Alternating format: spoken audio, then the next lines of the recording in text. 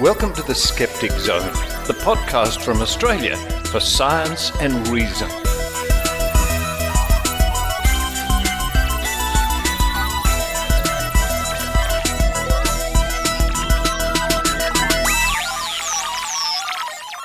Yes, it's the Skeptic Zone podcast, episode number 763 for the 21st of May 2023. Richard Saunders coming to you this week from near Berkeley, California. And I'll talk a little bit more about Berkeley at the end of the show.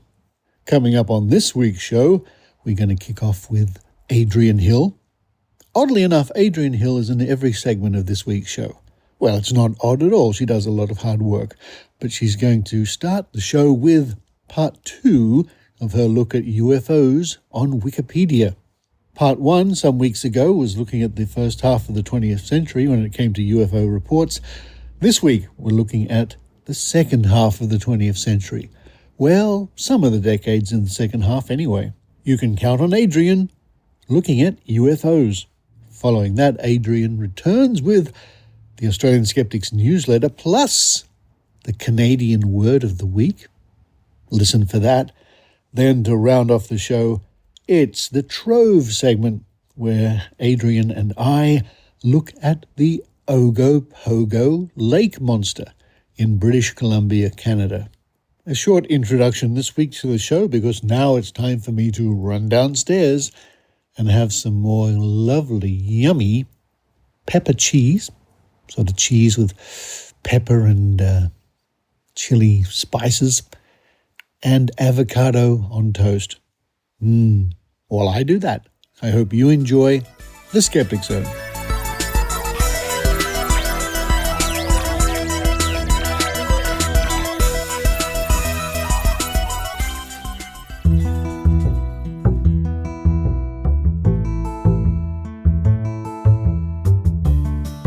You can count on Adrienne with Adrienne Hill.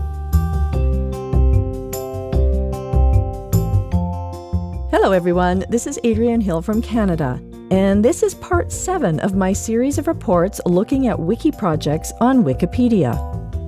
This is part number 2, looking at the page on Wikipedia called List of Reported UFO Sightings. Last time I looked at the first half of the 20th century, and this time I'm going to be looking at the second half, with reports from the 1950s and the 1960s. The page states, this is a list of notable reported sightings of unidentified flying objects, or UFOs, arranged by date. It includes reports of close encounters and abductions. This list is not an endorsement of the extraterrestrial hypothesis, the psychosocial hypothesis, the interdimensional hypothesis, the field of ufology in general, or UFO religions. And of course, the link to this page will be included in this week's show notes. And now, with the help of Richard Saunders, let's take a look at some of the many UFO sightings listed on the Wikipedia page for the 1950s and the 1960s.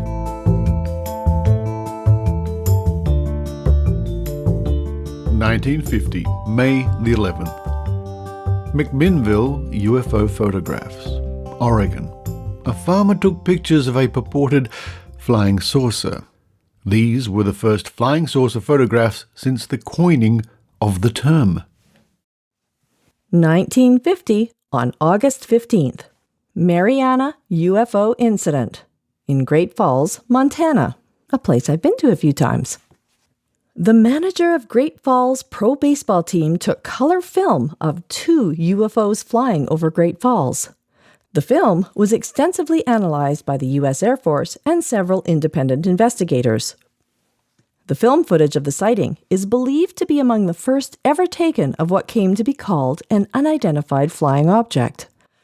The footage was investigated by the U.S. Air Force and found to be reflections from 2 F-94 jet fighters, and not UFOs.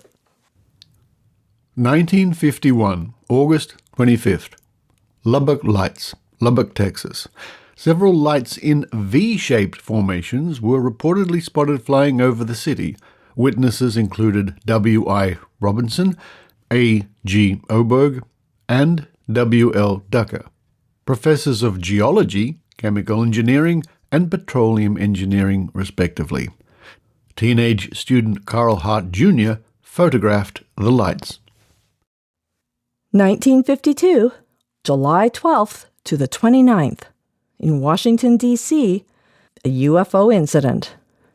A series of sightings in July 1952 accompanied radar contacts at 3 separate airports in the Washington area. The sightings made front-page headlines around the nation and ultimately led to the formation of the Robertson Panel by the CIA. 1952, July 14th.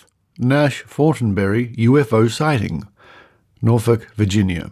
W. Nash and W. Fortenberry, pilots of a DC-4 airliner of Pan American Airways, sighted 8 large, round, glowing red objects. 1952, September 12th. The Flatwoods Monster in Flatwoods, West Virginia. 3 local boys followed a bright object into the forest to what they believed was a UFO landing. They went to the nearby home of Kathleen May, who accompanied them back to the spot, along with 2 other children and teenage National Guardsman Eugene Lemon. In the forest, they smelled a foul odor and saw what May described as a tall figure with claws and, quote, a head that resembled the ace of spades, end quote. 1954, October 27th. Fiorentina Stadium mass sightings, Italy. A football game between Fiorentina and Pistoiese was underway at the stadium when a group of UFOs traveling at high speed abruptly stopped over the stadium. The stadium became silent as the crowd of around 10,000 spectators witnessed the event and described the UFO as cigar-shaped. 1955, August 21st to 22nd. Kelly Hopkinsville encounter in Hopkinsville, Kentucky. After the sighting of a disc-shaped aircraft, a group of strange goblin-like creatures are reported to have repeatedly approached a farmhouse and looked inside through the windows. Members of the 2 families present shot at them several times with little or no effect, and the encounter lasted from evening to dawn. 1956, July 24th. Lakenheath Bentwaters incident, Suffolk, England. United States Air Force and Royal Air Force radar operators from Lakenheath RAF Station, Bentwaters RAF Station, and Sculforth RAF Station detected up to 15 objects over Suffolk. An RAF pilot was sent out from Waterbeach RAF Station in a de Havilland Venom, a jet aircraft with airborne interception radar. The pilot reported spotting the object on radar and visually observed a luminous white object that moved behind his craft when he attempted to intercept.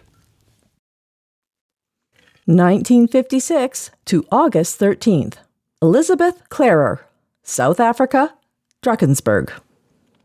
A series of photos depicting a supposed UFO were taken on the 24th of July near Rosetta in the Drakensberg region. The photographer, meteorologist Elizabeth Clarer, claimed detailed adventures with an alien race, including having had an alien lover, Akon, who would have fathered her son, Ailing. 1957, May 3rd. Gordon Cooper UFO sightings, Edwards Air Force Base, California. Gordon Cooper, one of the original Project Mercury astronauts, witnessed a type of metallic craft without wings flying over Germany in the late 1950s. At the time, Cooper believed these to be Soviet aircraft.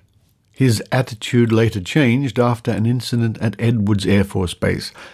Cooper sent a crew of James Biddick and Jack Geddes out to a dry lake bed to set up data recording photography equipment.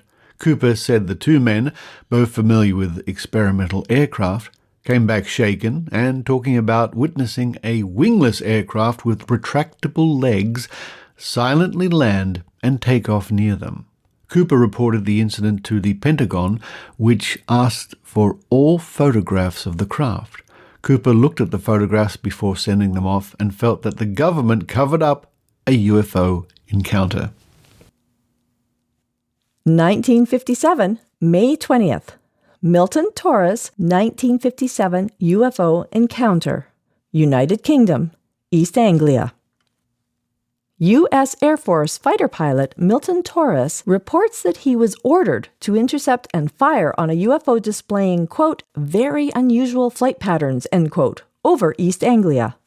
Ground radar operators tracked what was believed to be an unidentified aircraft for some time before Torres's plane was scrambled to intercept.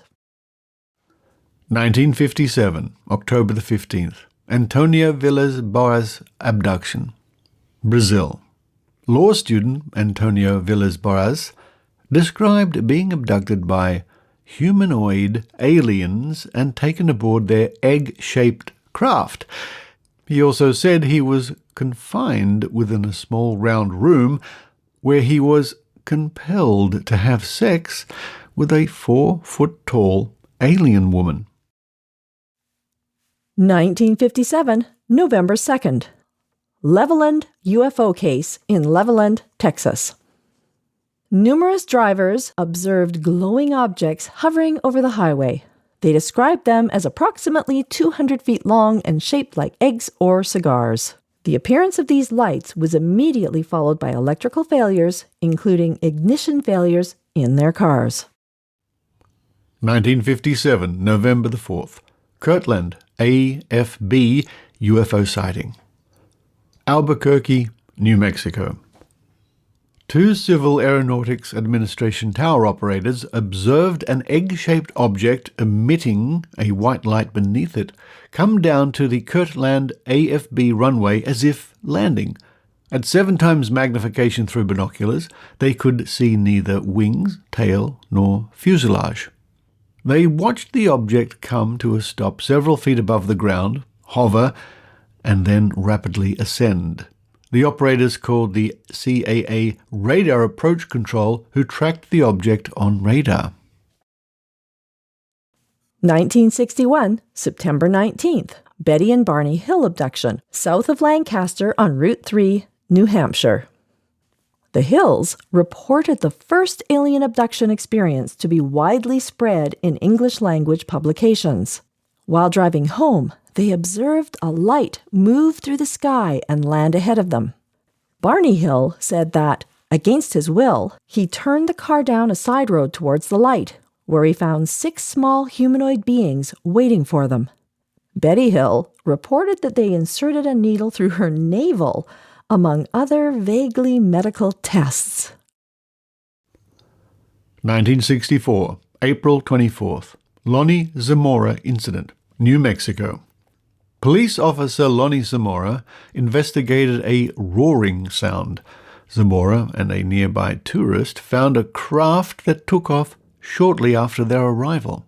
The craft left impressions in the ground that did not aid in identification. 1965, June 4th. Project Gemini UFOs. Low Earth orbit above Hawaii.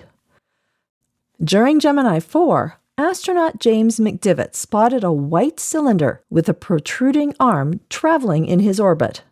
McDivitt has said that it was impossible for him to assign scale to the object against the black background of space, saying that it could have been small enough to hold in his hands or, quote, the size of the Empire State Building, end quote. 1965, September 3rd. The incident at Exeter, New Hampshire. Numerous people reported pulsing UFOs in Exeter, New Hampshire. The events were the subject of The Incident at Exeter by John G. Fuller. 1965, July 1st. The Valensole UFO incident. In France, Valensole, Provence-Alpes-Côte d'Azur. French farmer Maurice Massé witnessed a spherical vehicle in his lavender field. He noticed and approached 2 individuals that he observed near the vehicle, but after one pointed a tube in his direction, he stood still, feeling paralyzed. He described the beings as child-sized, pale, large-headed, with only holes where a mouth should be. Massey, said that after they left in their vehicle, he was never again able to grow a healthy plant in the area where the craft had landed. He did not personally comment on the effect this had on him, saying, quote, "One always says too much," end quote. His wife reported that the man was plagued with exhaustion for months, that he had confessed some type of communication to her, and that it was a, quote, "spiritual experience," end quote, for her husband. 1965, December 9th. Kecksburg UFO incident, Kecksburg, Pennsylvania. Local newspapers and newscasts reported a fireball observed in the skies over Kecksburg. According to some residents, they found an acorn-shaped object in the woods.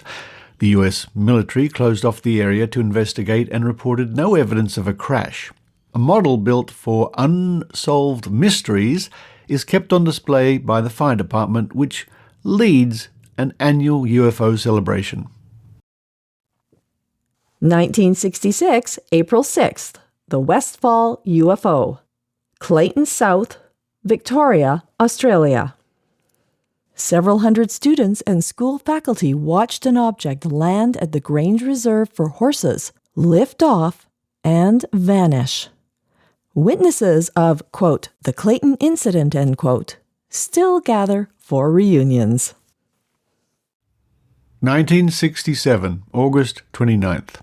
Close encounter of Cusack, France.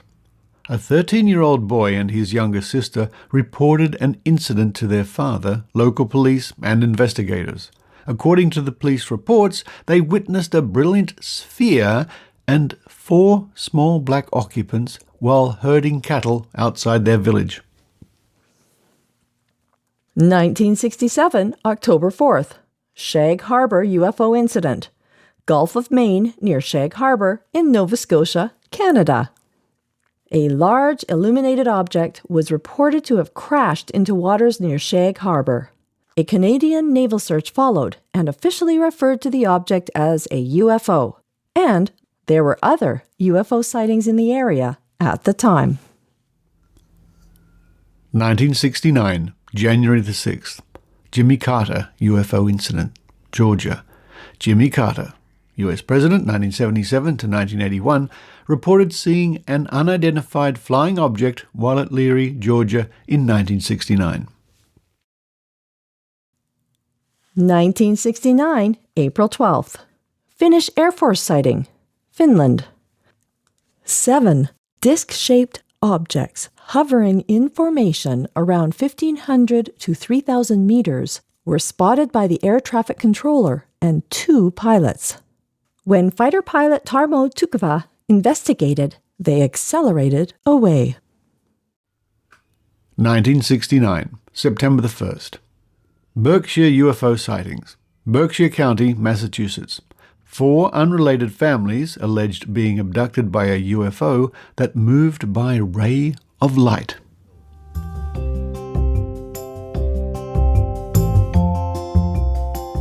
And there you have it, some of the many UFO sightings for the second half of the 20th century as listed on Wikipedia. In the coming weeks, I'll look at the rest of the sightings for the 20th century starting in the 1970s, a huge decade for UFO sightings.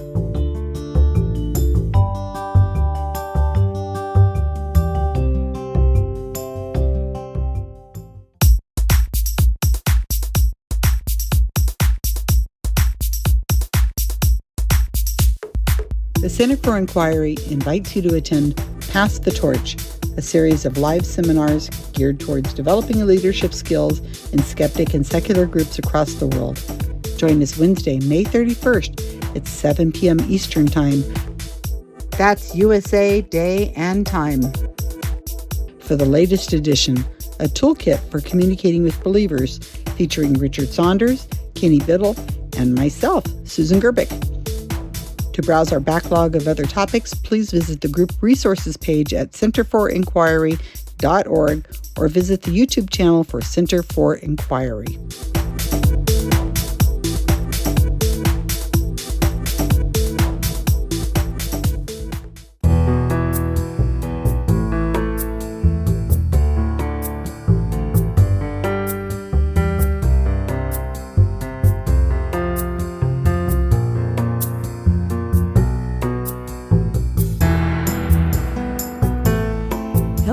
everyone. This is Adrienne Hill from Skookum Studios here in Calgary. At least that's what Richard likes to call it. Here to read the highlights from the Australian Skeptics Newsletter. This is newsletter number 173. You can subscribe to this newsletter and get it delivered to your inbox every other week, complete with links to all the stories. Just visit www.skeptics.com.au. But now, let's see what Tim Mendham has for us this week. Hi all, says Tim. For those of us in the southern hemisphere, which doesn't include me, that's the bit at the outside near the wall of ice before you fall off the edge. We're heading into winter, while you in the middle are apparently getting warmer. Eventually. But we can all get together to see what the world of woo is talking about.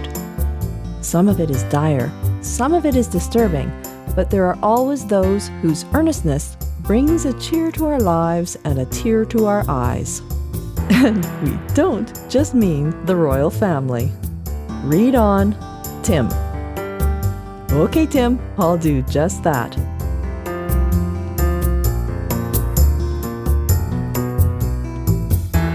Cult participants ignored dying man.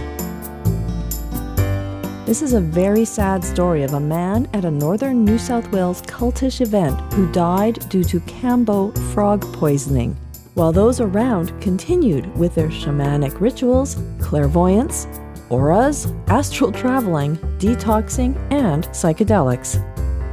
And another current court case involving Cambo treatment, also in northern New South Wales, where the victim was not told of the risks, even though she had been trained as a Cambo practitioner 2 months before her death. Is melatonin safe as a sleeping aid?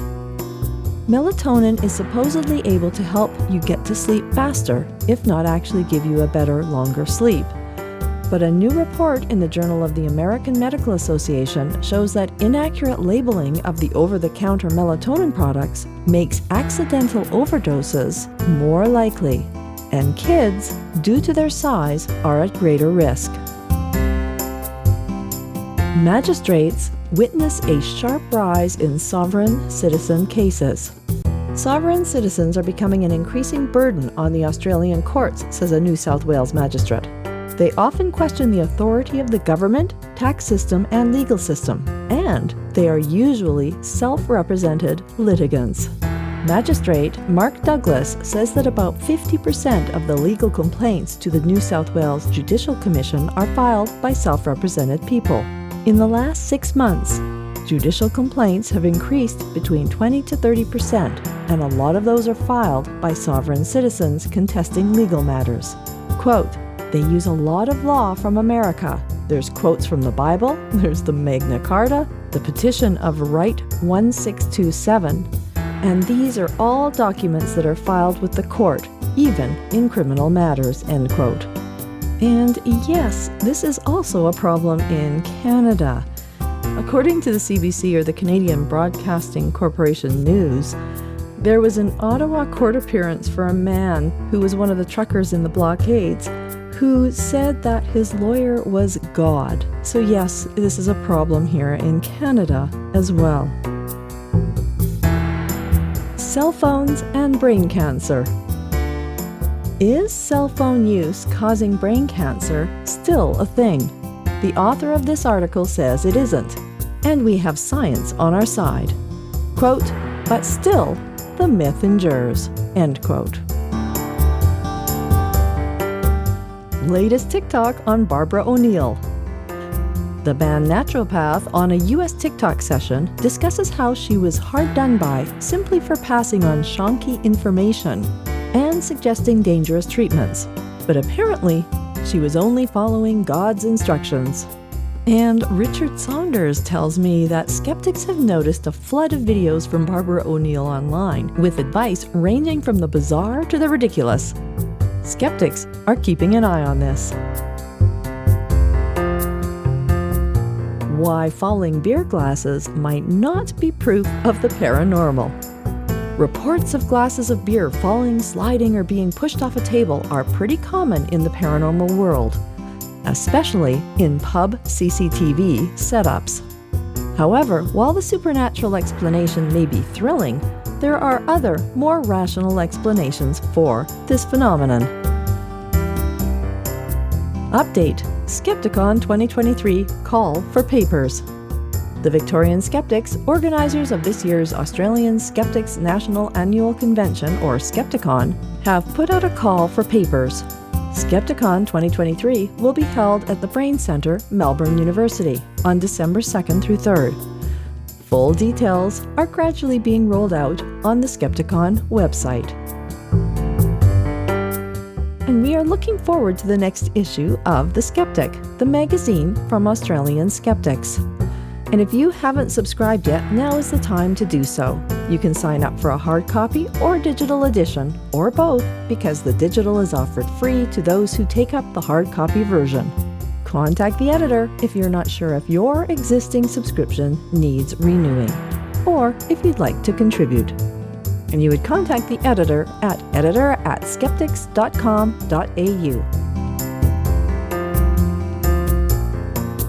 Items of interest. Tips for dressing for ghost hunting. We've often wondered why ghost hunters wear black or camouflage patterned outfits when they're out looking for ghosts. Do they think the spirits won't see them if they blend in with the shadows at night in a darkened room? Handy advice here on what to wear or not wear, and a suggestion to bring a change of clothes, because you might get muddy, of course. Not because you might get really scared. Travel tip: the best U.S. cities for paranormal activity. Lawn Love, a lawn care service, compared the 200 biggest U.S. cities based on 4 categories: paranormal sightings, Bigfoot sightings, haunted sites, and paranormal conventions and events. They've sliced and diced the stats in many different ways, but in case you're looking, go to Los Angeles for best overall results. And avoid West Valley City in Utah and Sioux Falls in South Dakota, since they are the lowest of the 200 cities named. No idea why a lawn care company would want to do the survey. Maybe some publicity?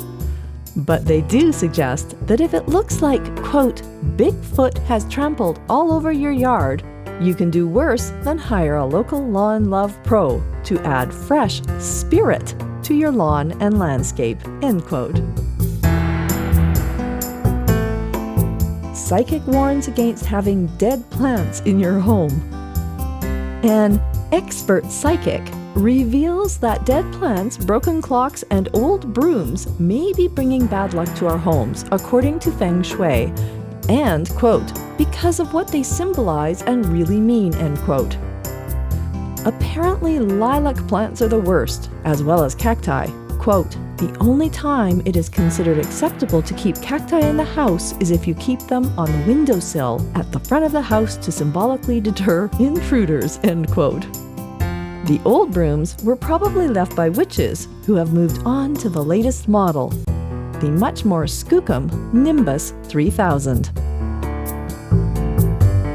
Silly Video of the Week. Reports of Mothership UFO in Washington State. In this video, a woman shooting through a tree for some reason is very concerned about the giant, bulbous rocket ship that appears to be hovering in the golden hour sky. Quote, the object is enormous, fat, and appears to have fins coming out of the bottom of it, end quote. In fact, it's exactly how a hot air balloon shaped like a rocket ship might look. I'm guessing these aliens are damned clever at disguising themselves. And my favorite silly story of the week. Singer gets divorced from ghost. A musician who, quote, left fans stunned, end quote, when she controversially married a ghost, has now realized the error of her ways and ended the relationship. Quote, being married to Eduardo felt heavy, like I was constantly dragging a dead body up a hill. The energy of being married to him was overwhelming at times. It broke my spirit, and now I feel lighter. I underestimated how powerful his presence was going to be, and I feel like I approached the wedding with hope and naivety." End quote. But why would she reveal such dramatic experiences? Oh yes, her new single, Just Another Anthem, is out now.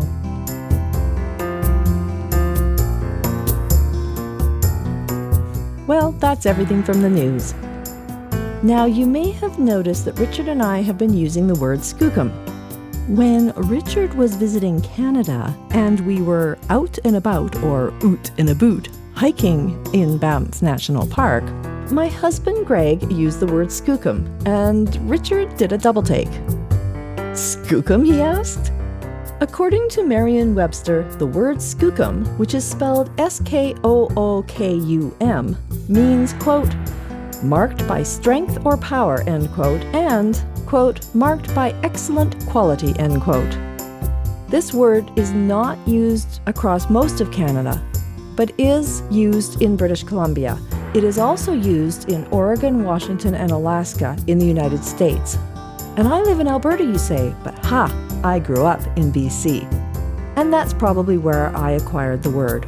The word has its origins in Chinook jargon, which is a language that has its roots in trading with Indigenous peoples in the Pacific Northwest. In Richard's Skeptic Zone promotion that was posted on Facebook on May 4th, in the Easter egg, I described the waterfall that we had just hiked to as a Skookum waterfall, then declared it wasn't a great example. However, the AI ChatGPT disagrees. I asked it to use Skookum in a sentence, and it said sure. Quote, "The hiker admired the Skookum waterfall as it cascaded down the mountainside," end quote. Coincidence or psychic ability? Maybe ChatGPT is a Skookum seer. And with that thought, I will leave you for now.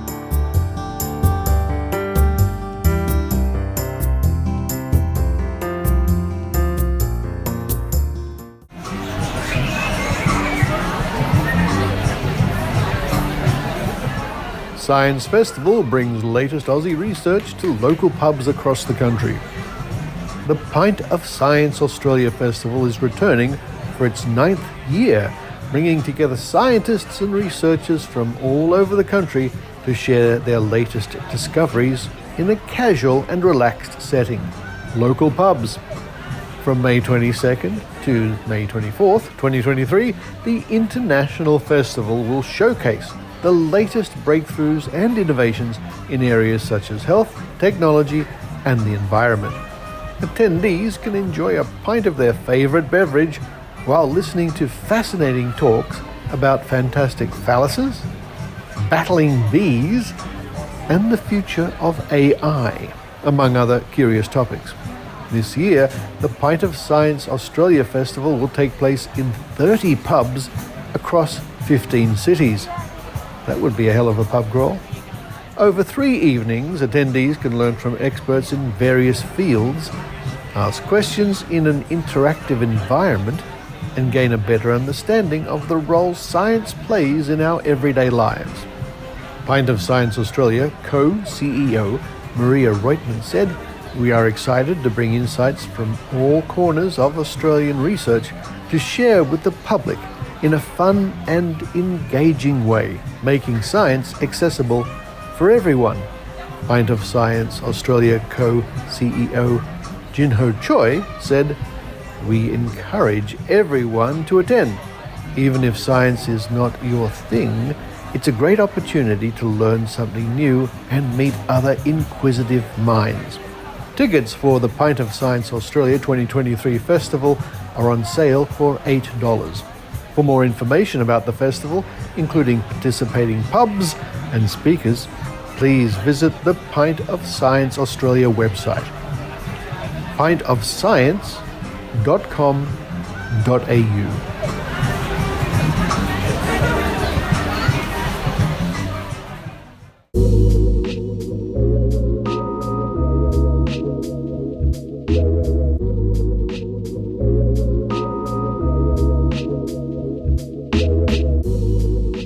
Now it's time once again to literally dive into the waters of Trove at trove.nla.gov.au. Not literally, of course, figuratively, because this week we are diving into the waters in Canada on the search for Ogopogo. Yes, the pages of Trove and other places, because this week's special guest in the Trove segment will be Adrienne Hill, who will be reading from a Canadian newspaper. The pages at Trove at trove.nla.gov.au, of course the online resource from the Australian Government and the National Library of Australia of digitised Australian newspapers and magazines. And yes, we're going to be seeing what made its way all the way to Australia from Canada when it came to the particular monster, Ogopogo. Now, according to the entry at Wikipedia, Ogopogo.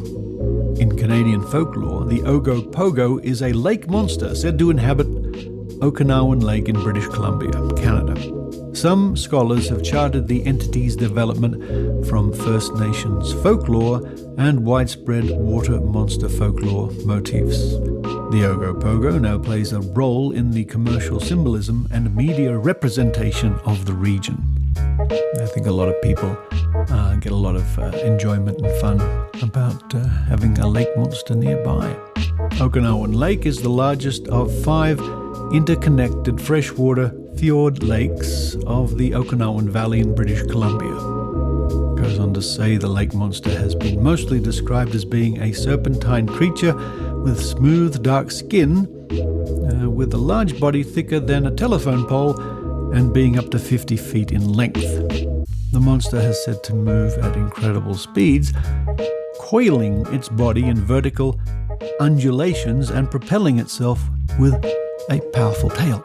And of course this page goes on at length about various sightings over the years. And indeed at the end we have explanations, and it mentions my good friend Benjamin Radford. According to skeptical author Benjamin Radford, contemporary sightings of Ogopogo were most likely misidentifications of waterfowl, otter or beaver, adding, quote, "The First Nations stories are not referring to a literal lake monster like Ogopogo, but instead to a legendary water spirit," end quote. And of course we should always pay careful attention to the research of Ben Radford. But now let's look through the pages in Australian newspapers and Canadian newspapers for references to Ogopogo.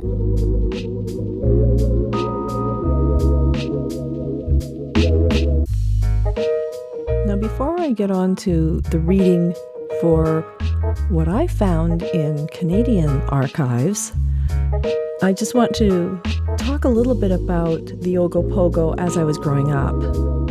Every summer as I was growing up, I would go and visit my grandparents in Penticton, and my grandfather had a boat on Lake Okanagan, and I was well aware of the lore of the Ogopogo, and I remember, even though my grandfather said, it's nothing, there's no such thing, I remember watching intently whenever I would go out on the boat or whenever we would be out on the beach playing, building sandcastles, etc. I would always be on the watch for that lake monster. Never saw it. Disappointingly, I was really hoping to be the one. The first article that I'm going to read to you is from the Vancouver Province, or the Province newspaper from British Columbia, Canada, and it was written in 1953 on August 25th by Mabel Johnson. And she's a Vernon correspondent, and Vernon is a city that's very close to Lake Okanagan. And the article is called How Ogopogo Was Born. His father was a whale.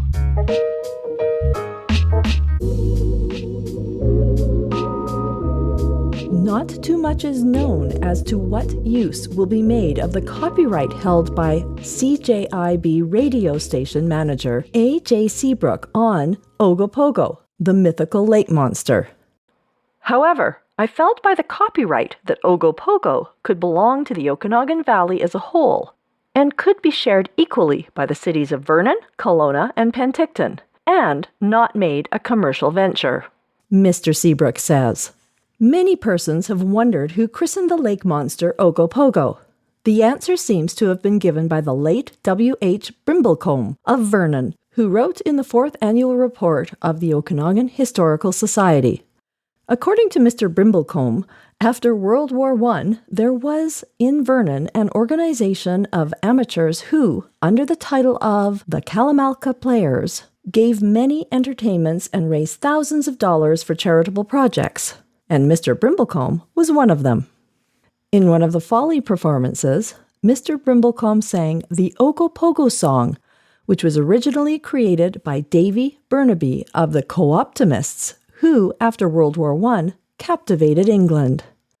One summer day in 1912, August 13th, a luncheon for the Vancouver Board of Trade was given at the Kalamalka Hotel in Vernon by the Vernon Rotary Club and Vernon Board of Trade.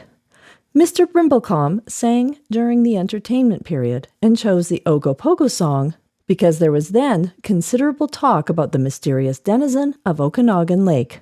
So keen was the interest in the monster that the late H.F. Beattie, Secretary of the Board of Trade and of the Kalamalka Players, wrote a parody.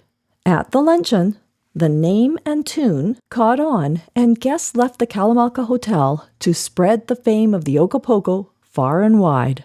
The chorus of Davy Burnaby's Co-optimist song ran as follows.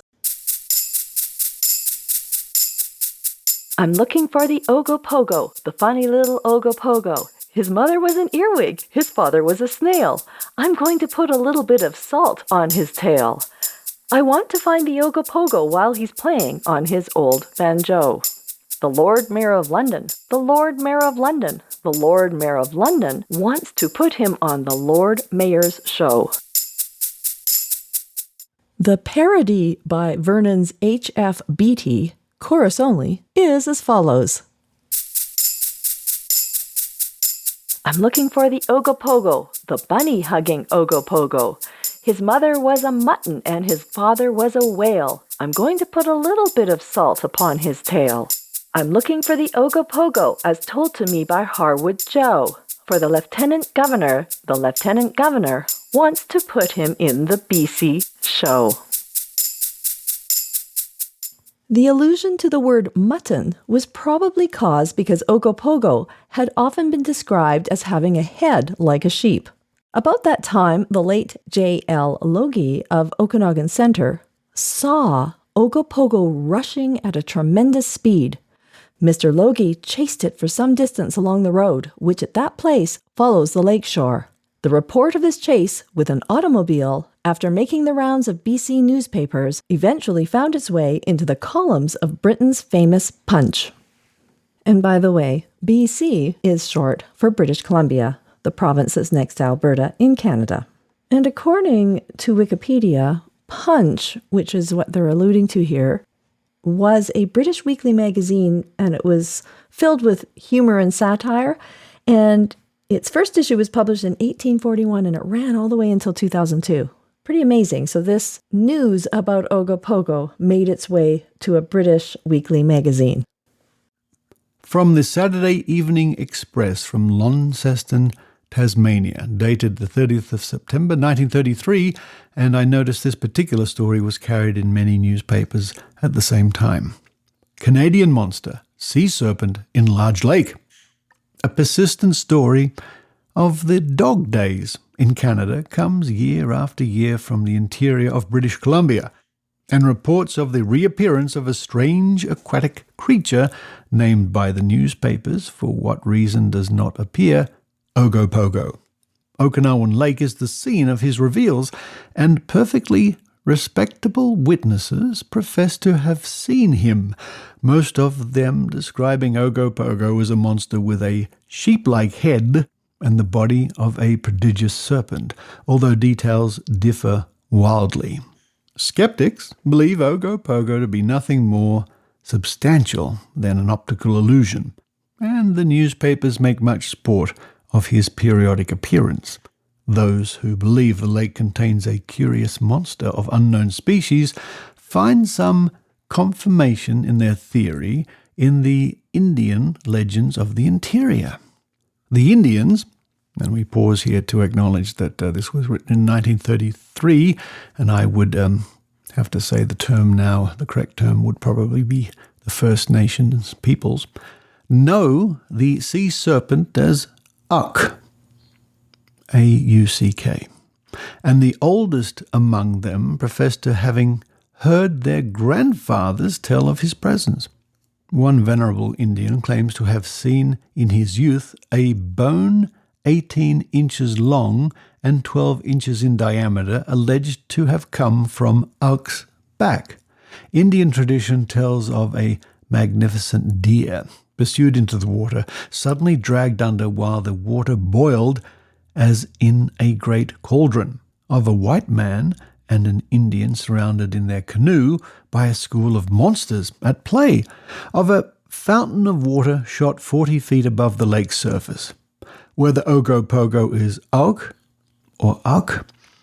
or a descendant of Uk, whether there is one of him or many, and whether in fact Ogopogo has any existence save in imagination and legend, are questions for the future writer rather than the scientist. What a strange report from the Saturday Evening Express in 1933.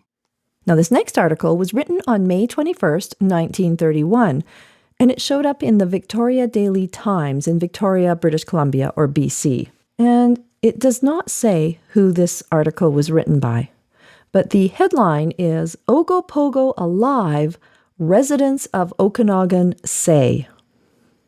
And the byline is Story of Death of Lake Monster Repudiated in Penticton Dispatch. Has disappeared for time as it frequently does, says former Vernon resident. Thinks it may have traveled through channel to sea from bottomless lake. Ogopogo is not dead, and the conclusion drawn by the sports editor of the Times as the result of his investigations in Okanagan Lake is a hastily drawn one, in the opinion of Richard Cooper, native son of the Okanagan Valley and now a resident of Victoria. Mr. Cooper was born in Vernon, and his wife also lived there for many years. Neither has seen Ogopogo, but both are firmly convinced of the existence of some lake monster in the 90 miles of Okanagan Lake. There is not the slightest doubt there is something in the lake, Mr. Cooper remarked. It has only broken into print in recent years in Victoria and Vancouver, but I remember 20 years ago reading in the Vernon News of the monster of the lake, recently christened the Ogopogo. The Vernon News, Mr. Cooper pointed out, is now celebrating its 40th anniversary. Ogopogo, Mr. Cooper continued, has probably disappeared for a time. When I was a little kid in Vernon, I knew of the huge serpent that used to be seen in the lake, usually in the very hot weather. 20 years ago, its appearance created a sensation, and I think you will find the Vernon News, as far back as that, referred to it. Then it disappeared for a time. I can remember 20 years ago when the Indians of the district could not be paid to venture near one part of the Okanagan Lake, where they believed Ogopogo had its home, and I believe now no Indian will go near that place. Their fear of it is accentuated by the reported mysterious disappearance of an Indian fisherman who failed to return, although weather conditions were perfect. It has been seen by so many people that it seems foolish to doubt its existence. I remember one time a lineman saw it splashing its way down the lake as he was fixing a wire. He tapped the wire to telephone to Kelowna, and scores of people from that city rushed to the lake in time to see it. Attempts were made to take pictures of it, but unfortunately, the pictures that would have convinced all scoffers only showed ripples in the water being rough at the time, and the pictures were taken, and the photographer having no telescopic lens to bring the object closer to the camera. I do not believe the Ogopogo is dead. No doubt there are some people around the lake who think so, and Mr. Salloway had ample evidence on which to base the conclusion. My opinion is that Ogopogo has disappeared for a time, as it has frequently done. For 20 years, it has made spasmodic appearances. It has often been missed for years at a time, but has always returned. It is only in recent years that Ogopogo has attained international fame, so its previous disappearances created no comment outside of its own locality. I am convinced the Ogopogo will bob up again, possibly this year, but maybe not for 2 or 3 years. Okanagan people have often speculated where it goes during long absences. The lake is bottomless as far as records go. I understand in part's depth. Seldom are the bodies of anyone drowned in the lake found. It has been impossible to tell. The residents of the Okanagan often voice the opinion there is a subterranean passage from the lake to the sea, and that Ogopogo passes through this passage when it disappears, always to return again. Hands off, says Okanagan. Penticton has led the protests from the Okanagan about the reported death of the Ogopogo, under the heading, quote, "Hands off Ogopogo," says Okanagan to Victoria Story, end quote. The Vancouver Daily Province yesterday carried the following dispatch. Quote, "Hands off our Ogopogo," is the reply of the Okanagan to an attempt made by a Victorian newspaper to obliterate the famed lake monster, which has brought worldwide advertising to this valley. An article in the Victoria Times asserts Ogopogo must be dead because he, she, or it has not been seen for 2 years.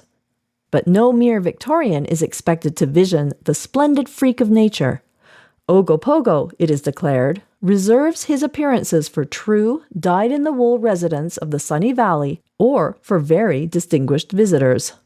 As far as the Okanagan is concerned, Ogopogo still haunts the blue waters of the lake, and a chaste but firm poo-poo is the reaction to the Victoria Story. We have not forgotten the brutal attempt made by the Vancouver Star to kill our Ogo a few years ago, say the Valley people. The Star had Ogo threshing to death under the lake ice when there was no ice on the lake. But we kept the record straight, end quote. And now we land in the year 1949 on the 8th of September from the Cairns Post. Cavorting sea serpent puzzles city. Kelowna, British Columbia, Associated Press. You cannot keep a good Ogopogo down. And what, you ask, is an Ogopogo? Good question. At this Okinawan lakeside city, they are beginning to wonder. He used to be known only as a cavorting sea serpent. But the other morning, they say, the Ogopogo went for a stroll on the beach. A stroll on the beach. Various descriptions have labelled the Ogopogo as having sometimes a sheep-like head, sometimes a serpent-like body, and once black coils. And all those who claim to have seen him agree on one point. He undulates. But the footprints have everyone baffled. Coming out of the water is a trail of prints, cup-shaped imprints with 8 toe marks, about a mile south of here. The trail extended along the short section of the beach and then re-entered the water. Word got around, and a corps of newspaper men from Vancouver made haste to the scene, made notes and wrote stories for their journals. The reports tallied 8 toe marks. A United States journalist, W.C. Urich, of Omal, I think that is, Washington State, claims he heard, quote, a terrific splash during the night, end quote. Indian legend. Although it has only been in the last few years that white people claim to have seen him, the Ogopogo is part of Indian legend. The red man named him Uk. And of course, we pause once again to remember the item was written in 1949. Hence the terms we no longer use. Years ago, a bone 1.5 feet long and about a foot through, alleged to have come from the back of one of Ogopogo's ancestors, was found at nearby Rocky Point. Another time, the Indians were hunting deer by chasing them into the water, where squaws waited in canoes for the kill. An exceptionally large deer was being pursued by the squaws when it sank, quote, as if drawn under while the water boiled as in a great cauldron, end quote. It is said that at the end of Lake Okinawan, a fountain of water, 30 to 40 feet high, has been seen to rise as from a hidden hosepipe. Ogopogo is not British Columbia's only maritime monstrosity. There is Caddy, Cadborosaurus, the long, slimy, roving sea monster which keeps popping out of the coastal waters. And until her demise in 1941, there was Sarah, the sea hag, a distinctly graceless relative of Caddy.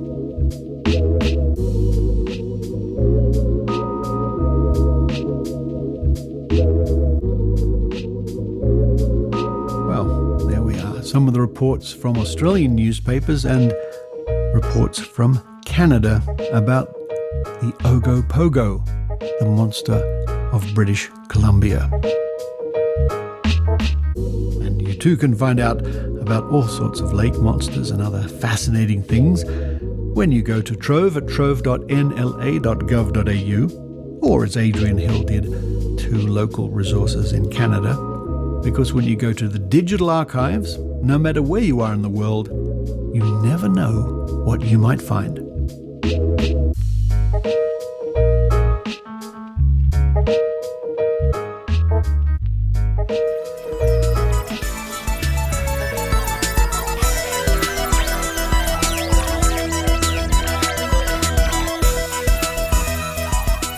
Thank you for listening to the Skeptic Zone podcast.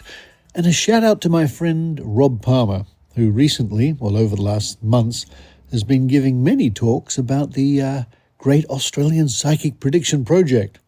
Fascinating to see those talks, and very interesting to see some of the questions Rob has been fielding after the talks from people curious about how we went about doing the project. And as good skeptics will do, probing, prodding, seeing what the story really was, asking difficult questions, all very valuable. And speaking of my skeptical friends, if you happen to be in the Berkeley area on Saturday in the United States, Saturday the 20th of May, because of time zones, it's all a bit strange, which is barely hours after this episode's being released, why not come to the Berkeley Public Library Community Meeting Room, where you can hang out with Susan Gerbic, Eugenie Scott, and myself. The reason is, of course, Susan Gerbic is travelling up from Salinas to Berkeley to give a talk in the library.